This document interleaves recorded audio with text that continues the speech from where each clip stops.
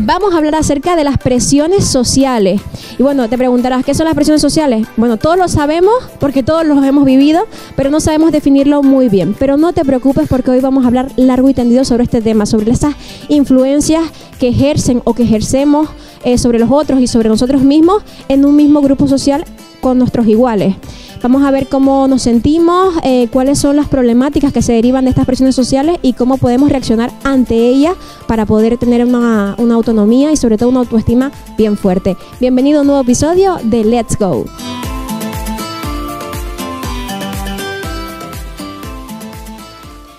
Pues lo dicho, hay muchísimos motivos por los cuales sentirnos presionados a seguir determinados patrones que marcan nuestro propio grupo social, nuestro entorno. Y por ello queremos hablar directamente con personal especializado, como bien decíamos, y tenemos la suerte de que se haya podido desplazar hasta aquí, hasta Lies, Viera y Clavijo, Alejandro Hernández. Él es psicólogo especializado en psicología del deporte y educación de valores. Muy buenas tardes, muchísimas gracias por acompañarnos. Muy buenas tardes, aquí estamos en un instituto del cual yo, por mucho que me vean, no hace tanto que salí de este instituto, ¿vale? O sea, recientemente terminé la carrera y dentro del proceso de formación creo que esto también me puede tanto ayudar a mí como ayudar a ustedes, así que espero servirles. Bueno, la idea es ayudarnos entre todos, colaborar y sobre todo aprender, ¿no? Hoy hemos pautado un tema polémico, complicado, pero sobre todo muy común.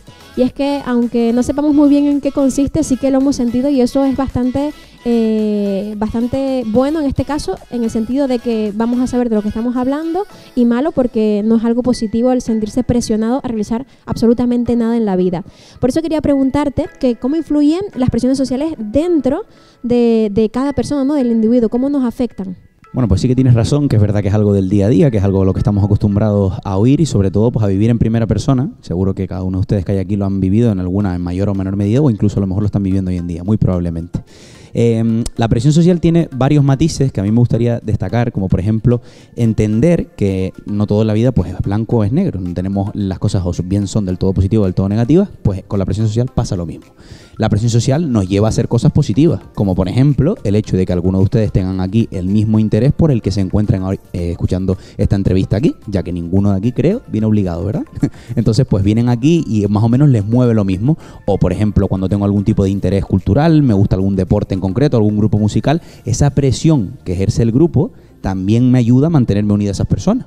Sin embargo, la parte más negativa que tiene la presión social, obviamente, es aquella en la que influye de manera directa en el individuo porque pierde por completo su identidad personal, que ahí es donde está el problema. El problema empieza cuando uno deja de ser, pues, en mi caso Alejandro, en el caso de Estefanía, cualquiera de nosotros que estamos aquí, deja de ser esa persona para ser, por así decirlo, movido por el grupo. Y en ese momento, cuando es pensamiento, cuando es actitud también movida por el grupo, ahí radica el problema. Sobre todo si las conductas del grupo pues son negativas. Bueno, hemos hablado de cómo afecta en general a cualquier tipo de persona, pero la verdad es que es diferente cuando afecta, por ejemplo, a una persona joven, ¿no? A un adolescente, una persona que todavía estamos en un proceso de configuración de nuestra propia personalidad, que tampoco tenemos demasiado claro ni a dónde vamos, ni qué queremos, ni siquiera bien quién somos, porque el estar con nuestros amigos, el estar con nuestra familia, el que nos guste determinado grupo, el que hagamos determinado deporte, está contribuyendo a construir nuestra propia personalidad. Entonces, ¿cómo afecta a una persona que está en ese proceso de construcción? Efectivamente, una de las claves ya la dio mi compañera Jennifer en el primer Let's Go que tuvieron, que hablaban de la autoestima, también aquí en este instituto, y es la importancia que tiene, sobre todo, el contexto de la formación de la autoestima. Lo mismo pasa con la presión social.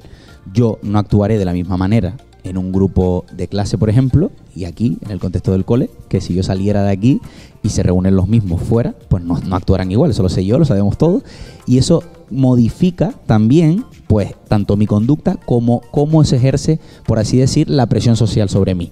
Es decir, yo en un contexto en el que mi grupo actúa conforme a los valores y a las normas sociales que hay establecidas, yo actuaré de esa manera. Sin embargo, si yo al salir fuera mi identidad no está formada, por así decirlo, y está en proceso de, es mucho más fácil que entre, por así decir, la influencia de la presión social.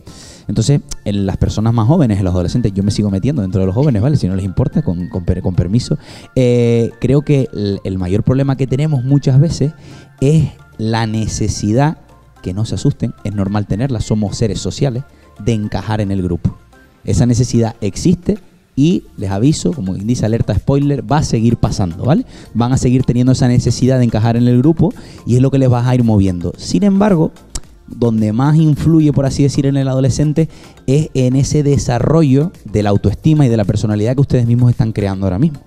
Con estas charlas, con momentos en los que alguno pues, si tiene la oportunidad de acudir a terapia, si realizamos actividades que nos gustan, con todas esas iniciativas vamos forjando una personalidad que, por así decirlo, nos da factores de protección de cara a recibir las influencias negativas de la presión social.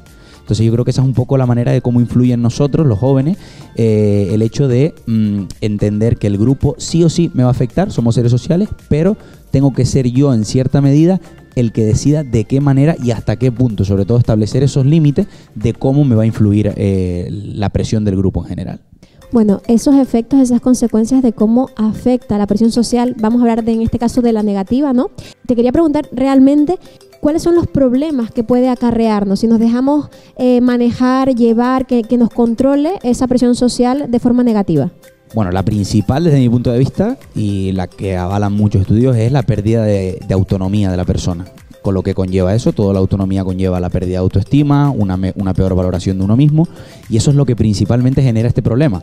Porque vamos a poner el ejemplo, yo voy a poner el ejemplo de un estudio, no recuerdo ahora mismo el psicólogo que lo realizó, eran 8 personas sentadas en una habitación y estaban en una especie como de examen o de prueba oral, por así decir, que le estaban haciendo. 7 de esas personas eran actores y la otra persona era una persona que tenía que ser influenciada. Y le hacían preguntas cotidianas, llegaban, recuerdo, un cubo de un color y le preguntaban, ¿de qué color es este cubo? Las 7 personas respondían color verde, el cubo era rojo, por ejemplo. La 8ª persona miraba, obviamente se le veía las reacciones de pues lo mismo y respondía al contrario, ¿no? Y respondía lo que había respondido el grupo. La mayoría de personas no eran capaces de rebelarse contra ese grupo. No poder rebelarnos genera en esa problemática de la presión social negativa que yo pierda por completo las ideas que yo tenía sobre quién era, sobre cómo quiero actuar.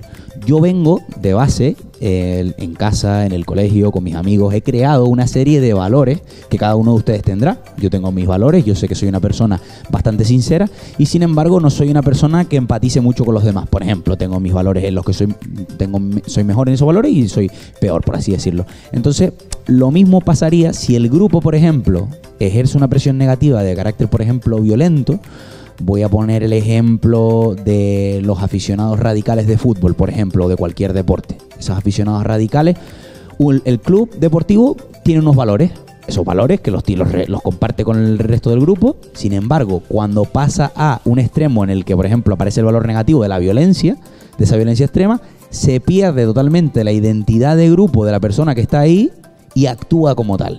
Si el grupo realiza un acto de violencia o un acto vandálico, la persona, lo más probable que si no tiene una autonomía bien forjada y lo tiene claro, que no encaja con sus valores, sea, por así decirlo, movido por el grupo. Entonces, yo creo que ese es principalmente el problema que genera, con lo que luego todo esto conlleva, porque tengan en cuenta que si yo de repente empiezo a actuar en contraposición a mis valores personales, si yo los tengo más o menos claros y sé que yo no soy una persona violenta y de repente me veo, yo qué sé, pues rompiendo un escaparate de una tienda, por ejemplo, y cuando yo de repente pueda parar y decir, analice mi conducta y diga, aquí no hay una relación, eso me va a generar ansiedad, me va a generar problemas, pues obviamente estados depresivos porque no van a encajar mis valores, o igual se modifican esos valores hacia el grupo y entonces ahí ya conlleva la pérdida total de identidad. No sé si ese video más o menos responde. Sí, yo de hecho me hizo recordar, no sé, también otro experimento, ¿no? El típico de que se metían a lo mejor 6 personas también en un ascensor y todas de repente se daban la vuelta y miraban hacia la pared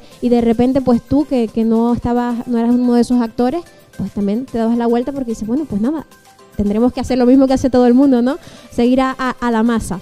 Bueno, ya hemos hablado de esas consecuencias, pero creo que también sería muy interesante conocer herramientas o saber qué podemos hacer para que estas presiones no nos influyan o si nos influyen tengan la menor carga negativa posible. Bueno, lo principal es entender que de la misma manera que, como comentábamos antes, las presiones sociales pueden ejercer en nosotros consecuencias negativas, también lo pueden hacer positivas. Entonces, ¿cuál es nuestra misión?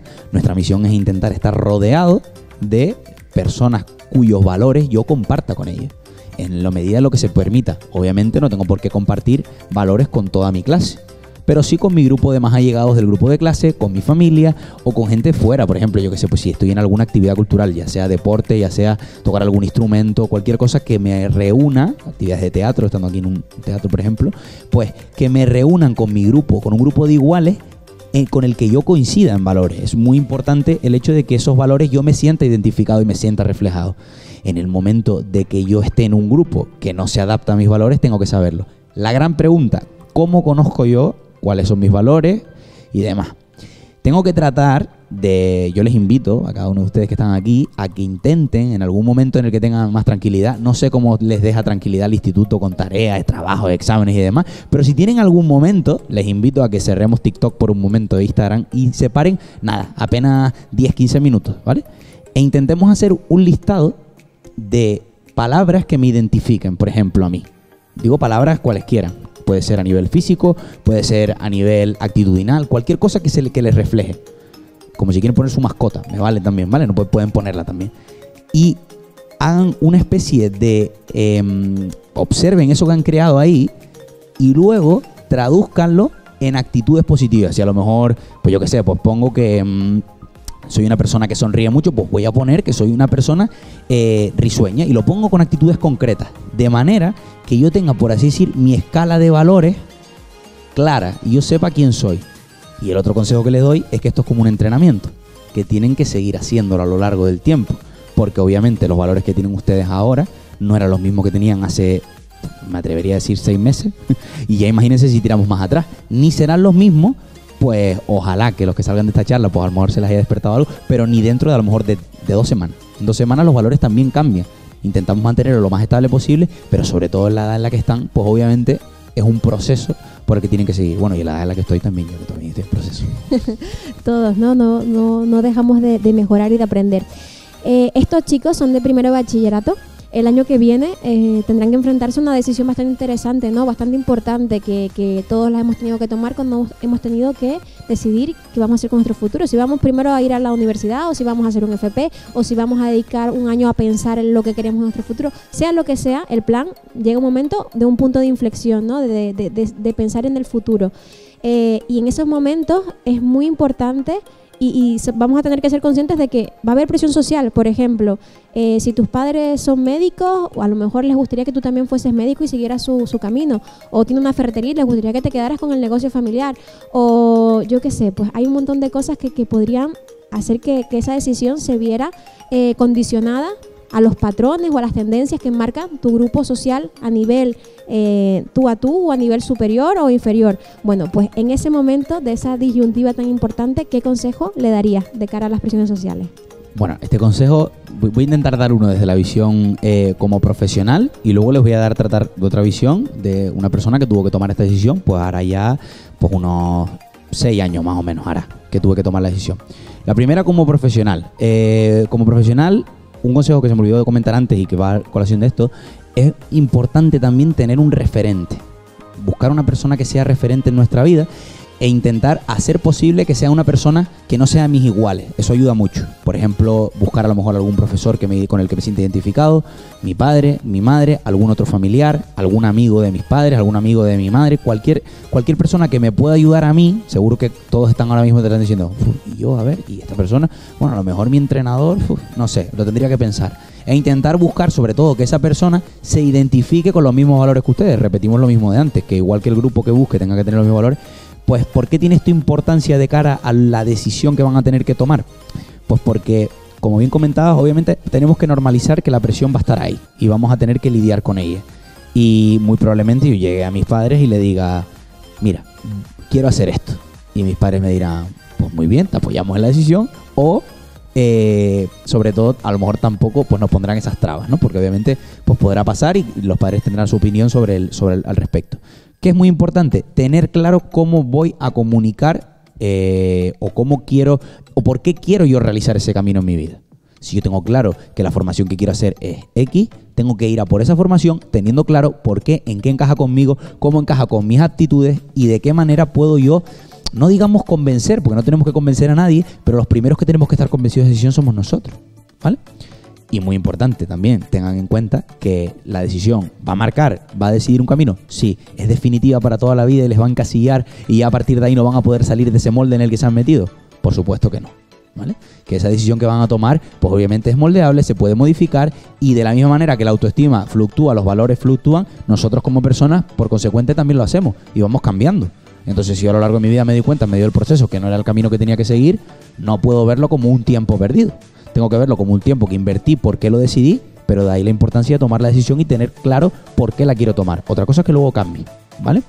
Y luego, el consejo que les doy a nivel más personal, recordando el momento en el que yo tuve que tomar la decisión, busquen información sobre todo de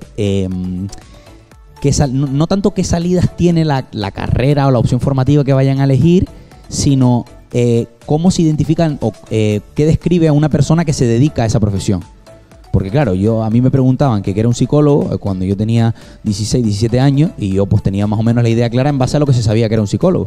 Pero me empecé a buscar, traté de conocer gente que había estudiado lo mismo. Entonces búsquenlo, tenemos las redes sociales, las utilizamos siempre nos ponemos la alerta con las redes sociales, utilícelas a su favor, búsquenlo en Twitter, con un buscador fácilmente se pueden encontrar. Hay un montón de cuentas de Twitter en las que se ponen opiniones personales de gente que ha estudiado esas carreras o esos ciclos formativos. Búsquenlos, que seguramente les servirá mucho en eso de buscar ese camino y esa referencia. Ese es el mayor consejo que les puedo dar. Bueno, yo creo que es un gran consejo y yo creo que antes de despedir a Alejandro me gustaría saber si alguno o alguna de ustedes tiene alguna duda que les gustaría plantear, aprovechar la oportunidad. Sé que al principio da un poco de nervios, ¿no? Al hablar, pero bueno, que estamos en un ambiente seguro y que pueden plantear sus dudas sin ningún tipo de problema. ¿Algún voluntario o voluntaria? O sea, mi pregunta es, ¿qué es lo correcto del incorrecto? Porque acabas de decir que no nos atrevemos a hablar por algo correcto del incorrecto y a lo mejor lo que para mí es incorrecto no lo es para ti y al revés es igual. En este caso, sobre todo, tienes que tener en cuenta en qué contexto te encuentras ahora mismo. ¿Tú crees que ahora mismo, si tú me haces una pregunta, yo te diré, ¡hala! ¿Para qué me dices eso ahora? ¿No? ¿Sabes? Entiende que en ese sentido el incorrecto también viene marcado por el contexto en el que estés. Estás en un contexto evaluativo, pues ahora obviamente tendrás que dar una respuesta a algo, o bien es sí, o bien es no, o bien es esto, o bien es lo otro, lo que tienes que marcar. Pero en este caso, una pregunta que te genera a ti interés. Por eso la pregunta es, por ejemplo, ¿qué es para ti la presión social? O ¿qué dudas tienes tú por la presión social? A nivel personal, ¿quién va a tener lo correcto o lo incorrecto? Tú, ¿verdad? Porque eres la que me vas a dar en sentido tu opinión. Entonces, si yo te preguntara a ti, ¿no? Ahora te lanzo yo la pregunta a ti. De lo que hemos visto, o qué es para ti la presión social, si tuvieras que resumírmelo, ¿cómo me lo resumirías? Mira, a ver, brevemente. No hay correcto e incorrecto. Es que antes, cuando estaba hablando, tampoco no opinaba lo mismo que estaba diciendo, en el sentido de que estaba hablando de cuando nos metemos en un grupo social y hacemos cosas guiadas por lo que hacen otras personas.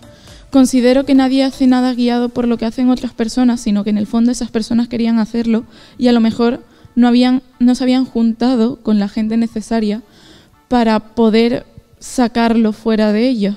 A lo mejor esa gente solo fue los que les hizo el impulso de ser quien eran y siempre se estaban reteniendo de hacer lo que de verdad querían hacer. Muy buena reflexión, la verdad. ¿Cómo te llamas?